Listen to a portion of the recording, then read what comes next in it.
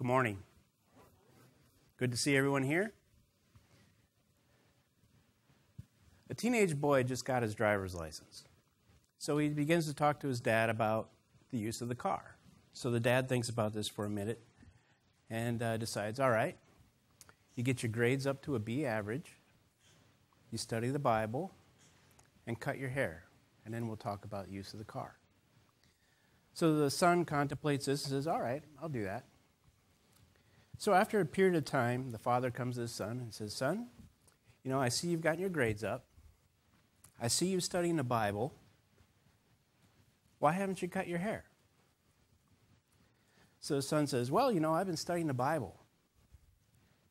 And I found that Samson had long hair. And I found out that John the Baptist had long hair. And you know what, Dad? It's likely that even Jesus had long hair. To which the dad replied, did you also notice that they walked everywhere they went?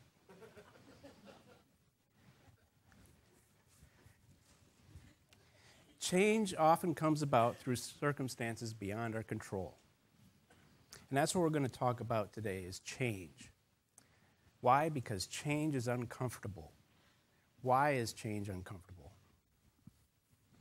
We are resistant to change because it brings about uncertainty, a fear of the unknown. It also brings out a lack of control. We no longer have control. It can change our standing among our peers, or at least a perceived standing among our peers. We may feel devalued or belittled. And there's a sense of loss. We like the way things are. It's in our nature. Change is uncomfortable, but often necessary. Also, change is about something more than ourselves. It's something greater than ourselves. But we take it personally. Because when we have to change, when we find out something about ourselves, we feel that we are less important, or I wasn't good enough in some manner. But we need to keep in mind that change, at least in the church, is not about me, it's about God. Look at the disciples. Their world was turned upside down. Their status in life was not increased, but they served a greater purpose. They kept the big picture in mind. Also, change is often exaggerated or sensationalized. We tend to overreact and exaggerate and come up with consequences that often never materialize when faced with change. I'd like to read an excerpt from a letter to President Jackson. Mr. President, railroad carriages are being pulled at an enormous speed of 15 miles per hour by engines which, in addition to endangering the life and limb of the passengers, roar and snort their way through the countryside, setting fire to crops, scaring the livestock, and frightening women and children. The Almighty, notice he spiritualizes it, the Almighty certainly never intended that people should travel at such breakneck speed. Did you notice the use of adjectives? And as I pointed out, kind of spiritualized it. That was written by the governor of New York, Martin Van Buren. We tend to emphasize the negative. We blow it way out of proportion, and often it never comes to fruition, and we ignore the big picture. One thing I learned, because let's face it, in life, we go through change. I've learned that change is a constant. In scientific principles, a constant is something that's universal and perpetual. Change is a constant, and yet we resist it. You know, normally when we go to work,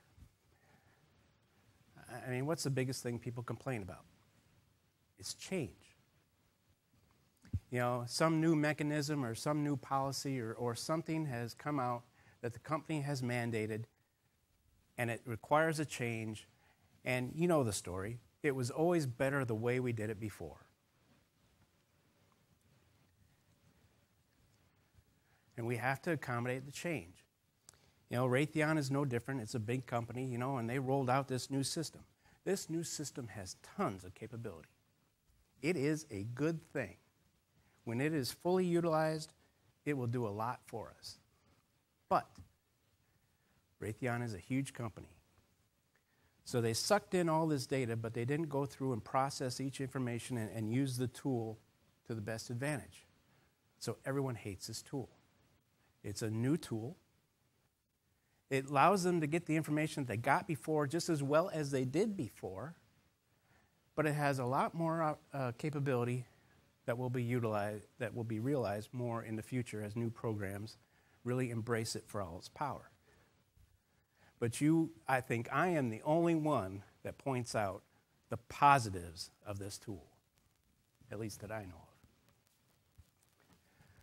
But no matter the changes you go through at work, no matter the complaining and grumbling that you do, you rarely quit your job, right?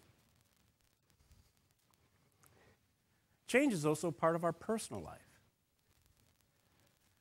You know? Friends come and go.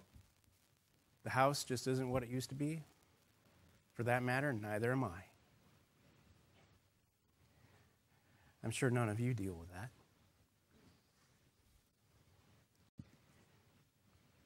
We get older, things change, our circumstances change, and we adapt our activities, but we don't quit living. We keep going. So why do we look at change in the church any different?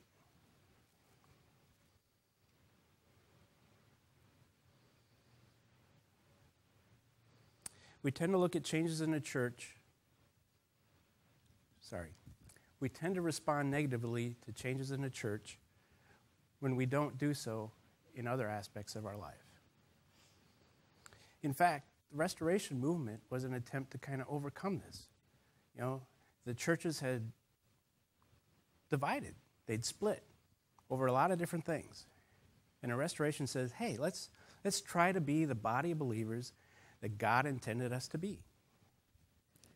Let's unite on God's word. But now, do we really act any different?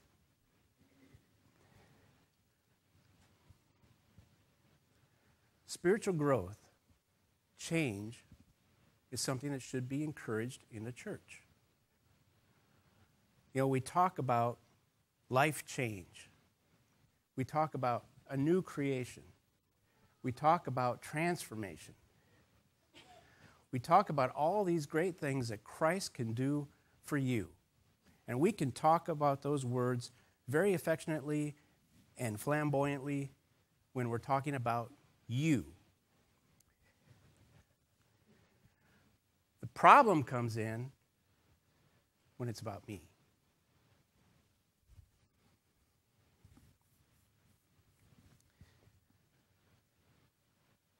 It's easy to talk about other people, but the church and change is about me. Let me just take a little self-assessment here. Think about where you are spiritually today. Think about where you were spiritually a year ago.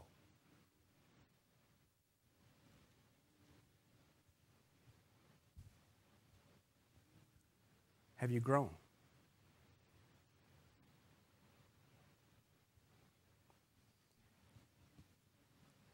You can relax. I'm asking rhetorically. But the answer, if you are not growing in Christ, why not?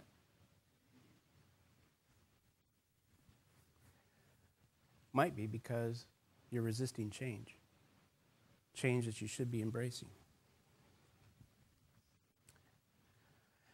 You see, rather than deal with the change that I need to make, again, it's easy to talk about changes you need to make. But when talking about the changes that I need to make, it is much easier to focus on something else. The worship style, the music style, money, appropriate footwear.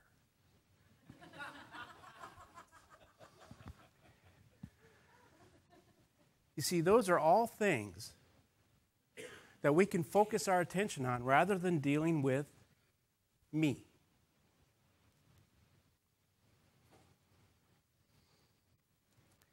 And we'll spiritualize those things, right? Well, that worship style, I just don't feel led. Or I don't feel like I'm growing. I don't feel like it's feeding me. Or, music. Music is a big one. I don't know why, but it is. But music, they played bluegrass music. Next thing we know, they'll have moonshine in the communion cups. We justify it, we rationalize it, and we spiritualize it to ignore the issue of dealing with me and changes that I need to go through. So as we do that, we do the biblical thing.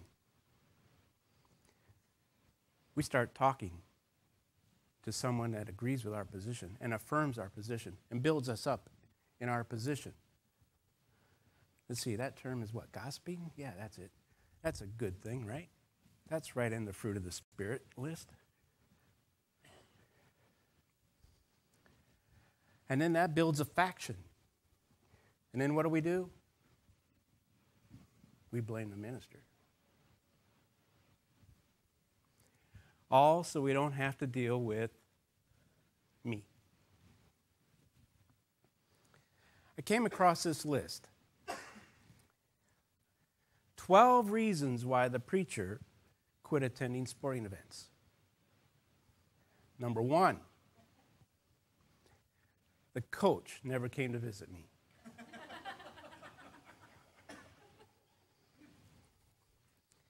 I think I've shared this story with some of you before, but in my previous church, we had a lady in the hospital. And when she got out of the hospital, she was upset because the church did not come to see her.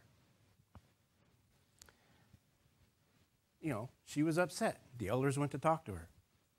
They asked her, well, who came to see you? Well, so-and-so came to see me, so-and-so came to see me. And she listed off several people from the church that came to see her. But the preacher didn't come. Therefore, the church did not meet her needs.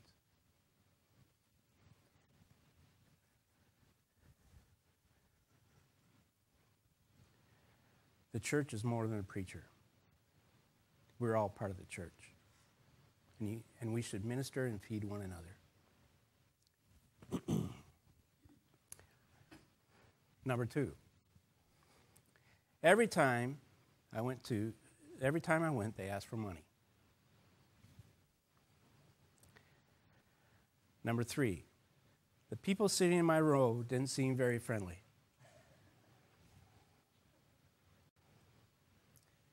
4, the seats are hard. We got padding now, but pews at least have a backrest. Those bleachers are hard. But anyway. Here we go, number 5. The referees made a decision with which I did not agree. Now, you probably don't know this, but I'm a Packer fan. And I've watched a lot of Packer games. And I've seen a lot of calls that I disagreed with. But surprise, surprise, I didn't quit being a Packer fan.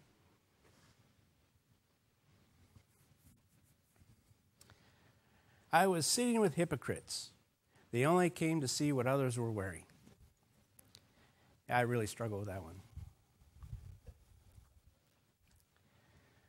Some games went into overtime, and I was late getting home.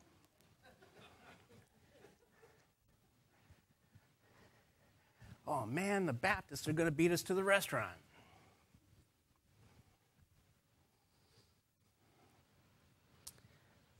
Here we go, number 8. The band played some songs I didn't know.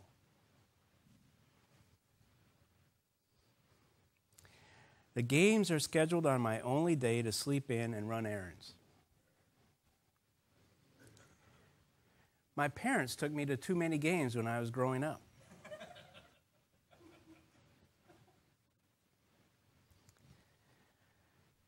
I read a book on sports, and I feel I know more than the coaches.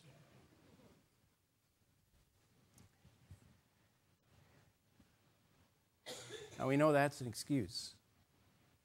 Knowledge is nothing if it doesn't have application. If you have knowledge, share it and help others grow. But again, it's about doing life together, and it's more about application than what we know. Number 12, I don't want to take my children because I want them to choose for themselves what sport they prefer. So given that change is a constant and change occurs in the church, how should we address change in the church?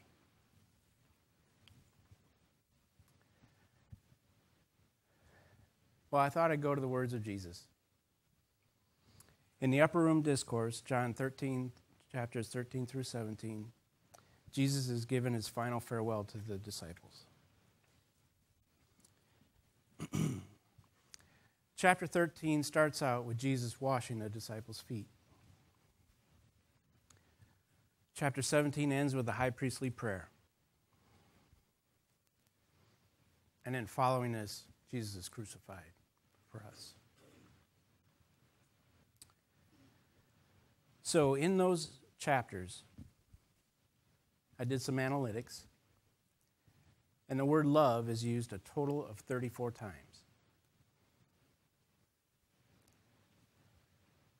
Now, 31 of those times in 18 verses is the agapao love.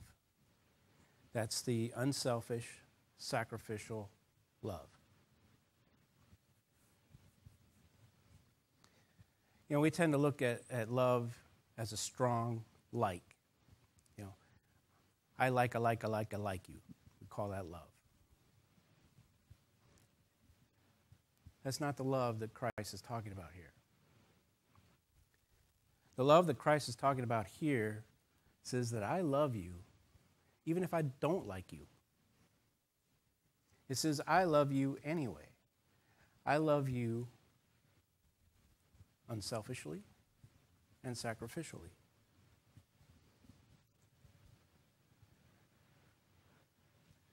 Love is what drives change in the church. You know, think about it when you met your spouse or your kids. As you develop that love for them, it goes beyond just liking them. It goes beyond the warm, fuzzy feelings.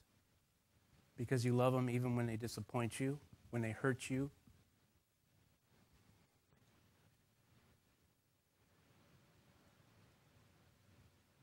Or when they lose their train of thought.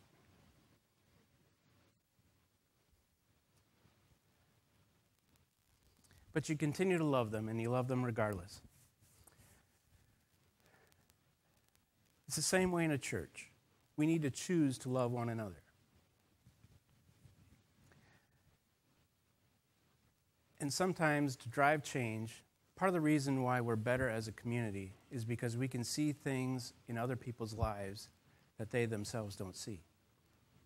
And part of what we're called to do as a church is to point those things out to those that we love so that they can grow closer to Christ. And vice versa. It's not just a one-way street.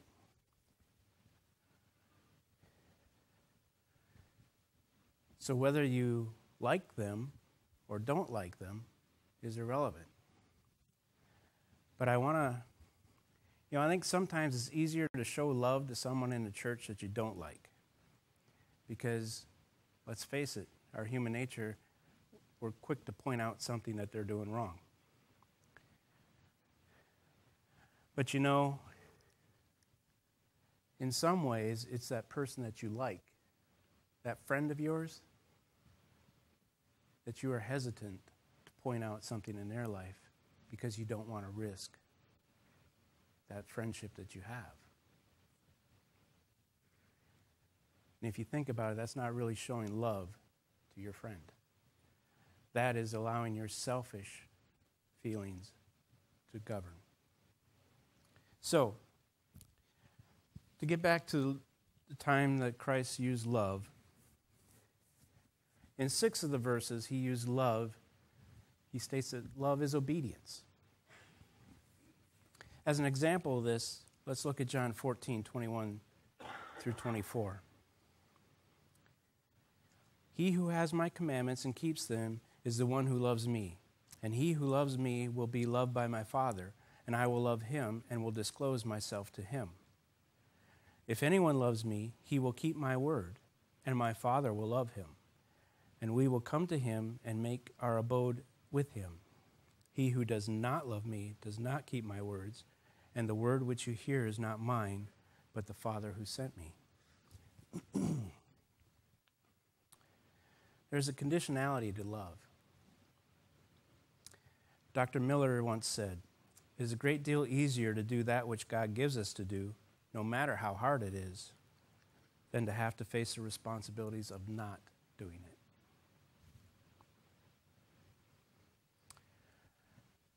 Also, in 6 verses, Jesus shows us that love is sacrificial. As an example, John 13:34. "A new commandment I give you, that you love one another even as I have loved you, that you also love one another."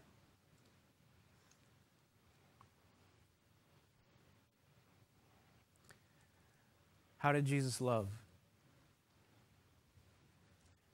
It was sacrificially, to the point of giving his life. And it was with humility. When he washed the disciples' feet, that was the lowliest of servants' jobs. Yet he did it. So as an example, that's how we are to love. Where do we draw the line in serving others? I would put to you that if there's a line at all, it shouldn't be there.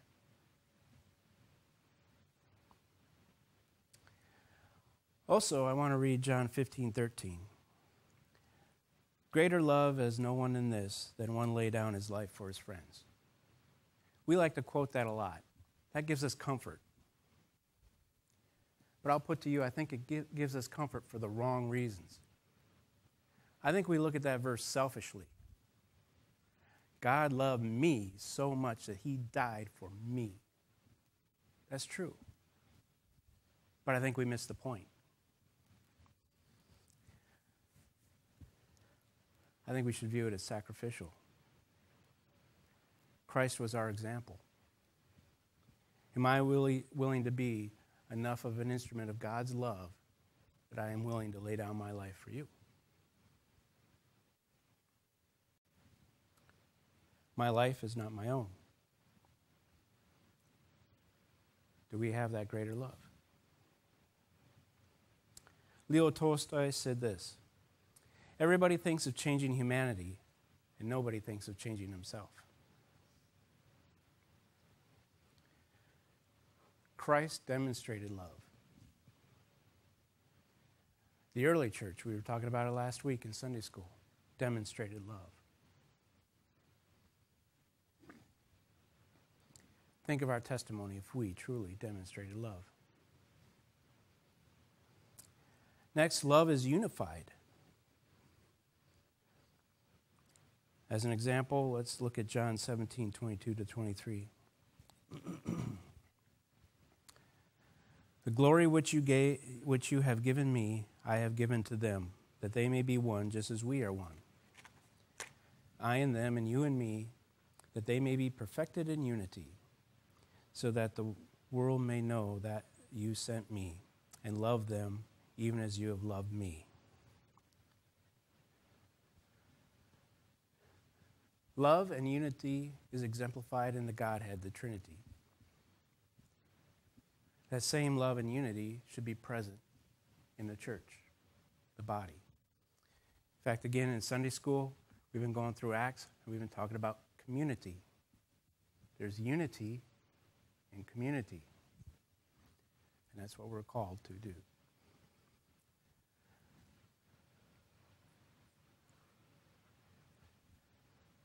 So as Christ demonstrated, as Christ taught and demonstrated, love is to be obedient and sacrificial. And unity is a result of that.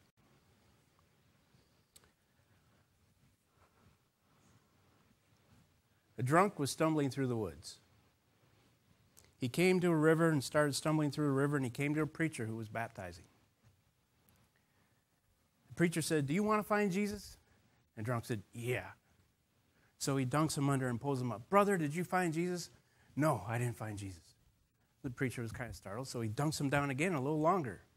And he pulls him out and said, "Brother, have you found Jesus?" And the drunk says, "No, I've not found Jesus." This really kind of confuses the preacher. So he holds him down again, and he holds him down for about 30 seconds, and the drunk starts squirming and stuff, and he pulls him up, and he says, "Brother, please, have you found Jesus?" And drunk says, catches his breath and says, "Are you sure this is where he fell in?"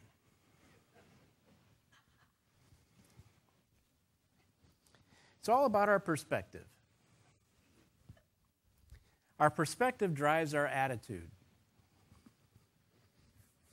If we are to embrace change, the change that comes from the gospel,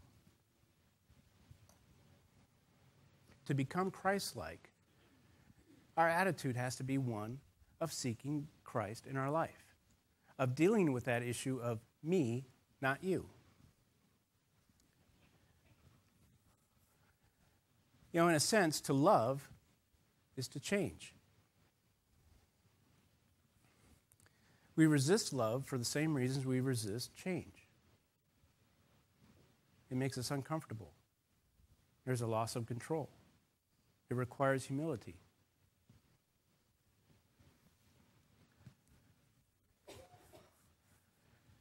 But that's what Jesus demonstrated.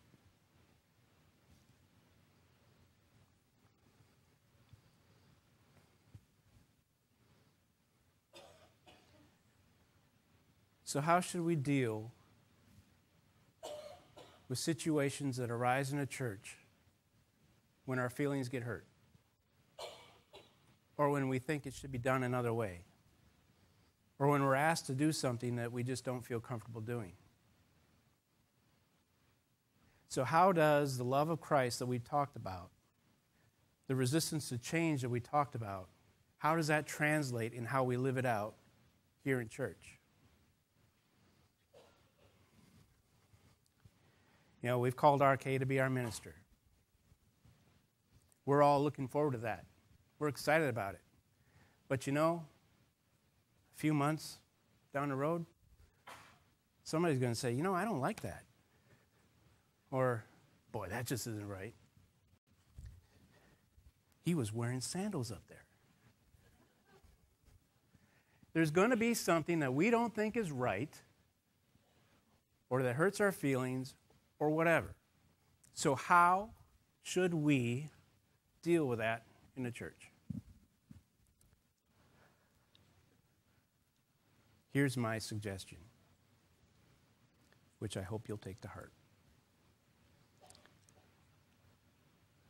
First, ask yourself why you feel that way. And while you're asking yourself why you feel that way, pray about why you feel that way.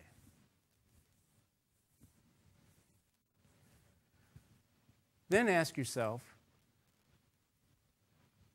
what does love require of me? And I'm going to suggest to you that you do those three things for at least a week.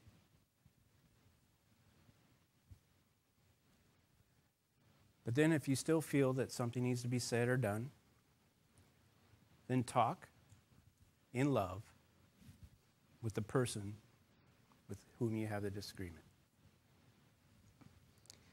We all like to think we're right.